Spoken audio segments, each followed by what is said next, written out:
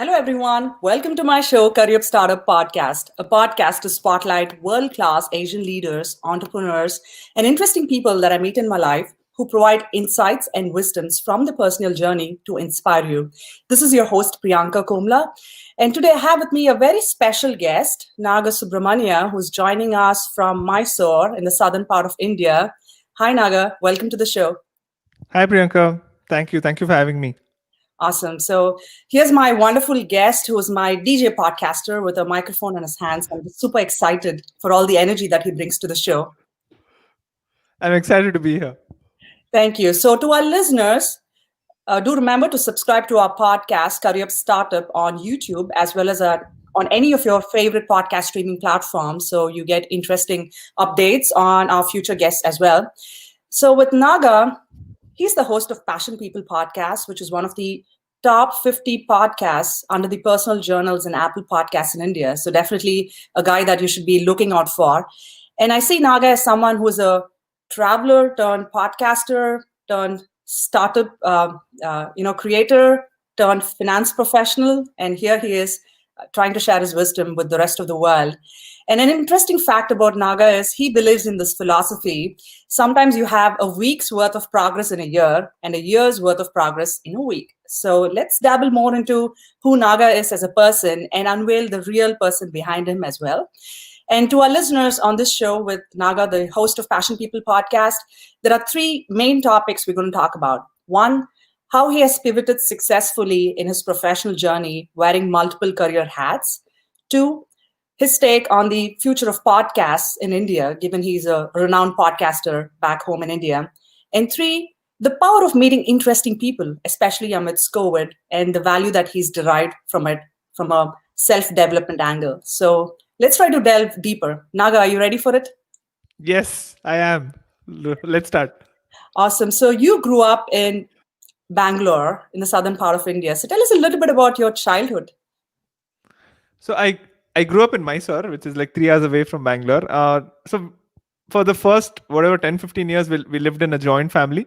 And I didn't really like it that much because I'm someone who really likes my space. And, I want to have my personal space and I want to watch TV and, not have someone grab the remote or whatever.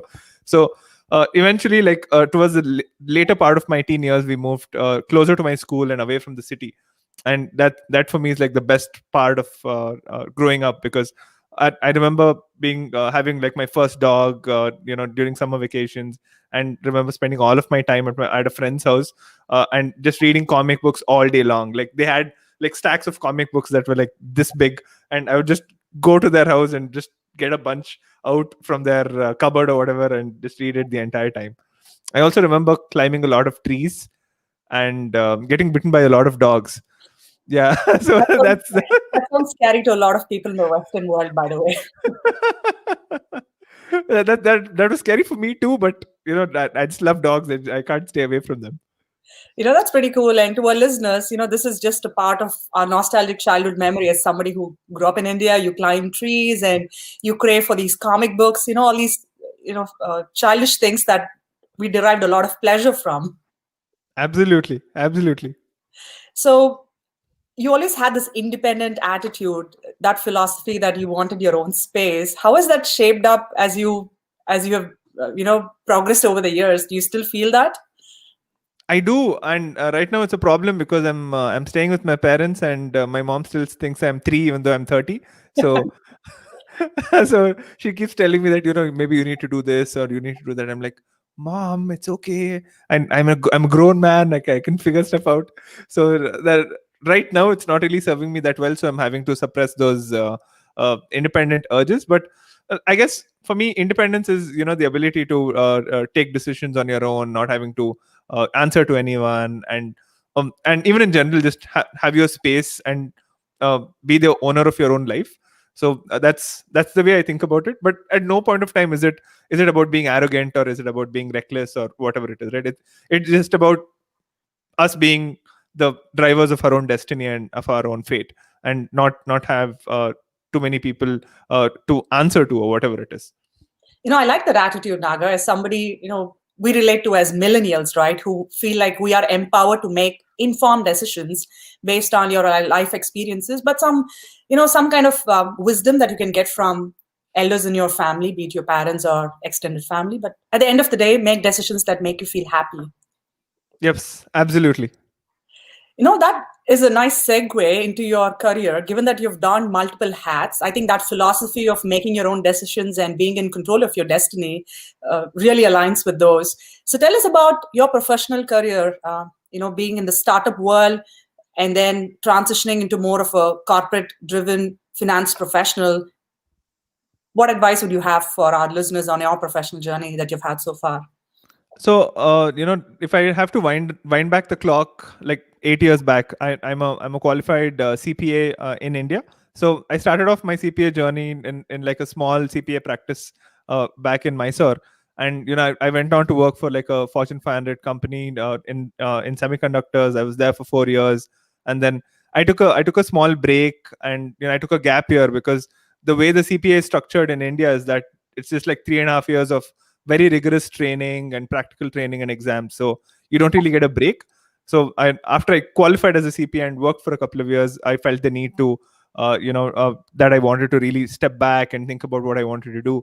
So I went from being in a really large corporation, that Fortune 500 company, to being in like a very, back to being in a very a reasonably sized CPA firm again in Bangalore, where we were advising startups and helping them through all aspects of the deal cycle in terms of the fundraising deal cycle.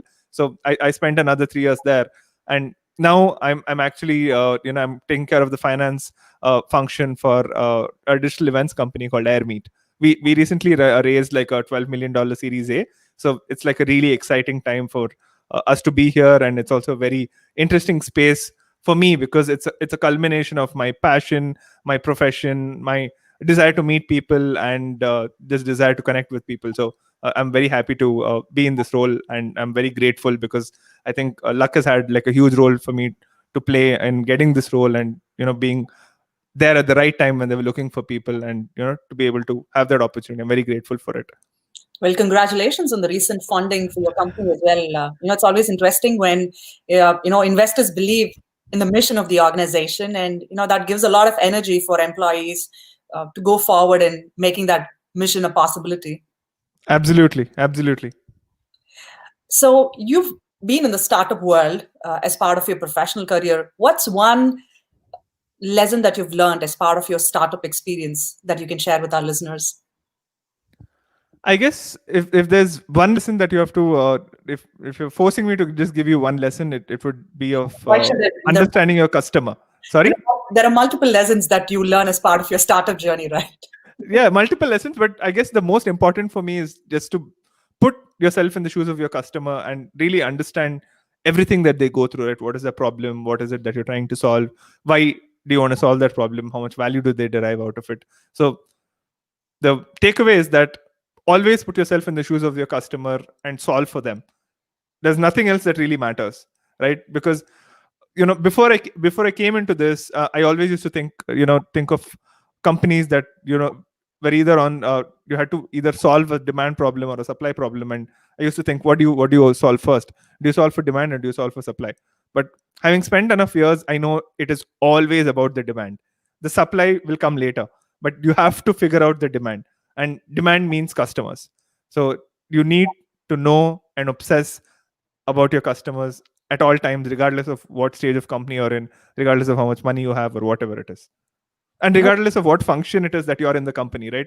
Technically, I don't need to worry about customers that much because I'm in finance. I don't care. But that's not the mindset that I carry. I want to make sure that I understand the problems of my customers, whether they're internal customers, which are like other departments or divisions that I work with, or external customers who are like customers of Airmeet who come and go through the platform. So, which is why I organize events. I try to go through the entire life cycle that they go through. I understand the product. I give feedback. So I'm very, very focused on making sure that I'm able to solve for a particular problem that the customer is coming to us with. That's a great mindset, Naga, because people silo themselves in certain domains, thinking it's the sales or the marketing department or the top leadership that needs to focus on your end customer. But it's like cohesive teamwork that needs to happen. So every single employee of the company thinks about, is this helping the end customer? So that's really a good attitude to have. Absolutely, and it's more important because we're a remote first company. So what happens is that you don't really get to physically go and meet your customers, or physically go and get to meet your colleagues. So at least focusing on the customer gives you that tunnel vision, so to speak, to say that this is what I'm focusing on. Whenever you get like a little annoyed with your colleagues, or whenever you say, you're like, what am I really trying to do, you can just close your eyes and say it's about the customer, and everything else is noise. That's the signal. I love the way you put it, just like an engineer, very professional. Uh, so given that you've had multiple shifts in your career, didn't you always face this feeling of the fear of unknown or uncertainty as you're transitioning? I'm still facing it as we speak. You won't believe that I've been talking to some of my friends about this huge level of anxiety, because one of the big things about being in a fast moving startup is that you need to make decisions without having like the full understanding of things. So you need to make like a decision with like 70% information, 50% information. So how do you decide? So that anxiety for me, I'm still living with it, and I guess I'm just coping with it a little bit better as time passes. It's been like 2-3 weeks now since I'm on this job. So so that's what it is. You just go through it one day at a time, survive one day at a time, and you take it from there.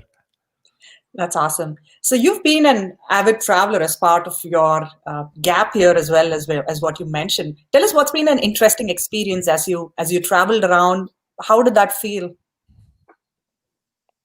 Traveling, oh man, it's just making me so nostalgic because we've not stepped out of our houses for so many months now. Especially uh, with COVID, right? Everybody's just stuck at home. well, traveling for me was the how do I put this, traveling for me was the nudge that I needed to start the Passion People podcast, right? Because it was during my gap year that I met so many interesting people, and I understood the power of moments. I understood the power of spending time with someone whose energy you can feed off of. And I realized that, hey, I'm meeting so many interesting people. I am hearing all of their stories and I'm keeping it all to myself. And I felt like it's something that's very wrong of me to do. I felt that I need to share these stories. I need to spread it out in the world so that more people get inspired. It's more relevant, I would say, in the Indian context, because we're always conditioned to take like very safe decisions. We're not really encouraged to do things out of the box. But I feel like the world is changing at a rate that is so quick that our mental model for making decisions and looking at the world that we do with that traditional aspect that doesn't really hold anymore, because by the time you learn something, that thing has become obsolete. By the time you do something, that thing is irrelevant. So it's all about making sure that you're changing, you're adapting, you're trying new things, you're doing different things, and you're able to stay ahead of the competition, or you're able to deliver what you're promising to deliver to your listeners or to your customers or whatever it is. So tell us a bit more about Passion People podcast. And I love the shirt that you're wearing, which focuses on passion people. So if there's a way to show our listeners a sneak peek of it, there you Th- go. these are the three logos of the podcast that represent. So this is the helm, which represents independence, as people who follow their passion and chart their own journeys. The second one is the grain that is Mhm. there here. So it represents the ability to live off of your passion, or sustain yourself with whatever it is that you do. And the third is the star, like the whatever, the expanding star, or the star that influences others. So it's not just about uh, having a passion or doing something for yourself. It's also about the larger impact that you have. So these are the three things that I typically look for when I'm finding guests. In terms of the podcast, we try to showcase stories of people both in India and around the world of what they're doing to make their passions manifest. And now, as part of season 3, that's going to come out in a couple of weeks, we want to focus on how creators are monetizing and how they're making money off of their passions. I love that. And, the way I see it is the three P's, like the three pillars of Naga. It's passion, people, and you as the podcasting star in India. So thank you. And to our listeners, I really feel honored to interview Naga because he's been in this podcasting space for a long time. And I've really admired his work. And you've been one of the people that energizes me to actually continue this podcast by interviewing passionate people. So thanks for all that inspiration that you provide to people all around. I'm just doing my job. This is what I started off with, because you know that's the intent of doing everything. Right? If you're able to get one person or two people to change the way they think, or get them to act on something that has been at the depths of their mind for so long, then we can consider our missions accomplished. That's amazing. And I really love the logos. They're very thoughtful and inspiring for people around you as well. Thanks. Thank you so much. So tell us about the podcasting space in India. Recently Audio Boom, which is one of the top podcasting platforms, left India as well. So how do you see the future of podcasting space in India? So for me, I'm not, while I've been podcasting for a few years now, I don't know if I would consider myself as an expert, but here are my few thoughts, right? I believe that, in terms of markets, like obviously Western markets or China, in terms of markets, are way more advanced than what it is that we're doing in India. But what's happening is that there are a lot of streaming and OTT platforms that are now realizing the potential of audio, because Spotify recognized the potential of audio first because they realized that they don't really need to pay anyone, and people listen and host and distribute podcasts for free, and that's a nice way to get uh, not mind share but listener share, I guess. So they started doing like original shows with Spotify originals, and then Amazon came into the fore, and a lot of Indian podcasters got picked for Amazon Suno, which is like a dedicated podcasting app by Amazon for India, and that happened. And then I guess with COVID, like a lot of podcasters are thinking, a lot of people were listening to podcasts during the commute. Now, when do they listen to it? Is there like a window or a routine in the day of the individual where they can tune into a podcast, or when they can derive value out of a podcast? But in terms of the exit of Audio Boom or what else is happening in India, I believe that Audio Boom just wanted to focus on like a larger, more lucrative market like the UK or the US, and that was what was behind the decision to move. And for me, I'm very happy to be in a country like India where we have like so many podcasters, whether it's regional podcasters or podcasters talking about multiple different topics. And so that way it's a really, really interesting time and a space to be doing this. We also have like a very close knit community of podcasters who talk to each other, who share inputs on how to make a podcast, what do we do, who attend meetups on a regular basis. So there's this really strong sense of camaraderie and community that is there. So for me, that is my big takeaway, right? That's the reason that I love working for a company like Airmeet, because I have myself benefited from the power of community, the Indian podcasting community, because they've given me so much. So I want to see how, working for Airmeet, we can unlock the power of communities for so many more people. That's a very interesting way of looking at things. And thanks for sharing your insights on the future of podcasting. I see it here in the US as well, with Spotify podcasts being in the market, and with Michelle Obama being on Spotify podcast. It's really raised the bar in terms of the audience market for such a product. So it's again the end consumers who are now willing to spend their time consuming audio content. Yep. So you spoke about the power of community, and I know you're a strong believer in the importance of support system, be it your podcasting community in India. What's one interesting thing that you've learned as part of this process with community engagement and a support system? How has that really benefited you as a person? So for me, I'm part of multiple communities, right? I'm also part of a community called Remote Indian on Slack. So where there's like 1,000 people, all of them who are working remotely from India. And obviously there's the Indian podcasting community. It is just a place where you go to realize that you're not lonely anymore, right? Podcasting can be a very, very lonely process, because while there's 30 or 40 minutes of this or 1 hour of this, there's also a lot of time that you're spending by yourself thinking about who should your next guest be? Can I reach out to them? Should I reach out to them? What will they think? How do I schedule an interview? And all of these questions that you might have. But you can always talk to someone and ask them, hey, I'm trying to reach this person. Do you have a connect? Or, hey, I'm having this problem. would you have like an interesting way to solve it? Having a community is like making sure that you're not reinventing the wheel at all times, because whatever problems that you're going through, it's fairly certain that they would have gone through as well. So you can just lean on them for support.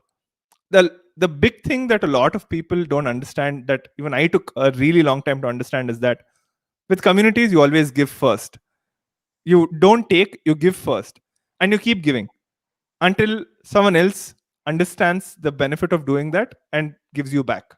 That is something that I feel like more people who engage in communities need to realize, because all of them come with the mindset of what can I get out of this. But whereas what they need to be thinking is, what can I give to the community? And for that to happen, you really need like a lot of introspection. You need to have a lot of understanding of yourself, so that you know what it is that you're good at, so that you can offer that as advice or service or mentorship or whatever it is you want to call it, right? But it is important that everyone in the community thinks that and are inclined to give rather than take, because if everyone is giving, then obviously someone will get the receiving end out of it. Right. It's more supply and demand as well, right? There's an end to that funnel. And to our listeners, Naga works very closely with podcaster community in Bangalore, where he's Bangalore, Mysore, where he's based out of, and he's also part of a podcast advocacy outfit, which is called the O2 Pod Collective, and he organizes India's largest podcast meetups in Bangalore. So if you're in Bangalore, he's the person that you need to talk to if you're willing to dabble into the podcasting space. And Naga, I'm so proud that you've represented indie podcasters in national events, be it the Influencer Con last year, 2019, the radio festivals of 2020, and the Audiocraft in 2020 as well. So kudos on keeping up your great work. Thank you so much, Priyanka. So to our listeners, so Naga's Passion People podcast is on a break as he launches season 3 with a focus on international guests and a creator economy. I'm more intrigued as to what's next for Passion People podcast. So I guess over the last 2 years, right, we've really gone and understood what people have done. Like, what is your passion? How are you making it manifest? Now, there's only so much, or so many conversations you can have about, oh, my passion is art, or oh, my passion is camping. But everyone now wants to focus on, how do you make a living out of this? How do you want to monetize this?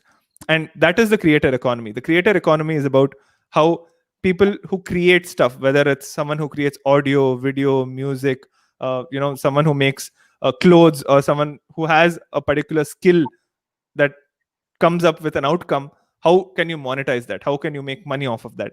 So that's the creator economy.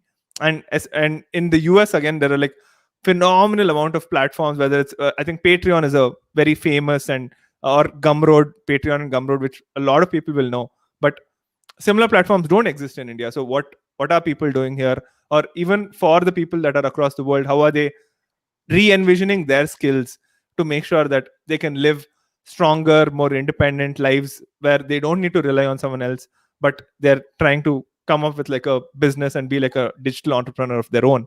So these are like some of the themes that we want to cover in the coming years, because money matters. Very true. Having a stable financial living while you're pursuing your passion, that's a great intersection to be in. Yep. So we're really excited. I mean, we wish you the very best as season 3, races and continues to chart the top podcasts, everywhere. Thank you so much, Priyanka. So we have a fun rapid fire round for you, Naga. Are you ready for it? Yes. Can I drink some water? I'm like a bit nervous. Naga's being humble over here because he's interviewed like several people on his show, and he's somebody who's very approachable. That's the best part of having a community, a feeling of community, irrespective of the geographical locations that we are based out of. So I really appreciate you investing and giving back to fellow podcasters as well. Remember, it's give first. There you go. I'll keep that at the back of my mind. All right, ready for a fun rapid fire round now that you're perfectly hydrated? Yes. Awesome. So you tell us the first thing that comes to your mind when I say the following. Role model. Leonardo da Vinci, I guess. Wait, how is that aligned with what you do? it's not aligned with what I do, but it's aligned with like someone who's curious and smart and did so many things in their life. Like, for me, the reason that I'm inspired by Da Vinci is that he was what, like, so many things. He was making arms and ammunition. He was an artist. He was a sculptor. He was a scientist. He was like a quasi doctor. So for me, it is about embodying the values that he stood for, which is curiosity, intelligence, and the scientific method, and all of these things. That's pretty interesting. It's the first time I've heard something like that for a role model. Thank you. That talks about your intellectual curiosity, the way you look at life as well. Yep. So the next one, what does happiness mean to you? Happiness means a space in time that you don't want to let go of, but that moment is just running away from you like crazy. That's happiness. It's a moment in time that you want to elongate as much as possible. Oh yeah, it's interesting how you're looking at it. What is one fun thing about Naga that you haven't shared with anyone, but you're sharing it exclusively on Curryup Startup Podcast? I've recently started gaming on my computer, and that's something that I've not done, I think, in the last 5 to 6 years, and I'm really enjoying it. That's awesome. What is your native language and one word to describe yourself in it? So my native language is Telugu, and how would I describe myself in it? I'm sorry, I can't come up with the word to describe myself in my native language right now. Okay, one sentence maybe. How do you see yourself? As an observer of life. How do you see Naga as a person? So you want me to answer in my native language? Yeah, that's a fun part about putting you on the hot seat. Oof.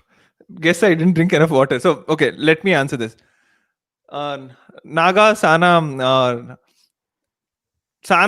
things chesek try chestadu. Ogesali Sana things chesek try chestadu. So, which means that, Naga tries to do too many things at the same time. Too many things good at the same time, because I speak the same language, so I can actually help you. So, Naga chala panlu chestadu. Correct. Manchiga chestadu. So that's what the listener. So he does a lot of things with good heart, and giving back to people is what we can infer from it. So Naga, do you have any? That was a fun rapid fire round, and kudos, you've done really well. Do I get a gift hamper? Yes, we'll send you in terms of something for our podcast host. Sure. It's part of giving back to the community, right? So, definitely something to think about. What do we gift fellow podcasters? Sure.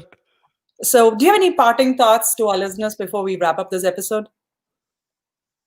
I know you're all watching this on video, but also please subscribe to the Curryup Startup Podcast on any of your favorite podcast platforms, because, when you're not listening to audio, when you're not watching video, you can always listen to audio. I love it. You're my first guest who was actually asking to subscribe to my podcast. So this is what podcasters do, right, to each other. So that's awesome. Well, Naga, we wish you all the very best with Passion People podcast, as well as your professional journey with AirMeet, your travel adventurous spirit, and your sense of community and giving back to people. Those are all admirable qualities.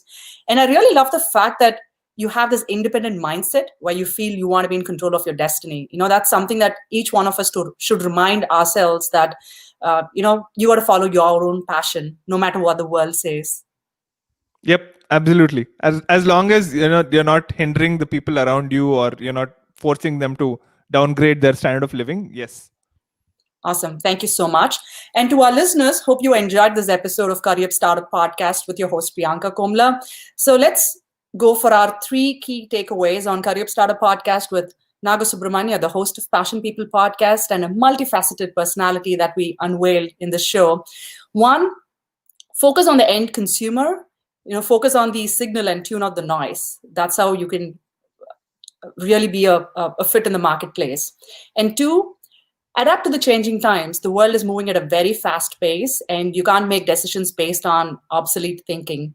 And 3, and the most important of all, have a sense of community, because you don't have to reinvent the wheel every single time. People have been through those situations, and you can just, pluck their experiences and learn from it. So thank you so much. Hope you enjoyed this episode, and do subscribe to Curryup Startup Podcast, as Naga rightly mentioned, on YouTube if you're on video, as well as your favorite podcast streaming platforms. Until another episode with another interesting guest who could be the next, the big entrepreneur in the making who's of Asian origin. This is your host, Priyanka Komala, signing off from Curryup Startup Podcast, a podcast to spotlight world-class Asian leaders and interesting people that I meet in my life.